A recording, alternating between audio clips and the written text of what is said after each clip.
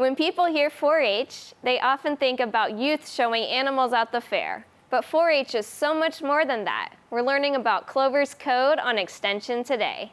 Extension Today is sponsored by the Ohio State University College of Food, Agricultural, and Environmental Sciences. Ohio 4-H has partnered with Apple for an exciting new program, Clovers CODE. And I've asked Mark Light with Ohio 4-H STEM to join me today. So tell us a little bit about the program. What do students learn? A lot of times our youth are just consuming content, whether that's Netflix, TikTok, they're just consuming that content. And how do we take youth from being content consumers to being content creators?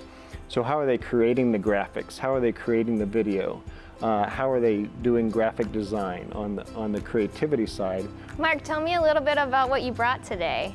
They can learn how to code a drone and make a drone fly autonomously. Once the code is put in, they can have that do that.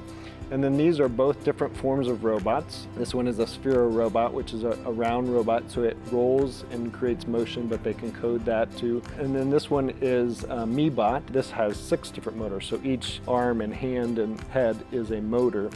And so they can control those separately. If you want to learn more about Clovers CODE, visit go.osu.edu/extension today. Extension Today is sponsored by the Ohio State University College of Food, Agricultural, and Environmental Sciences.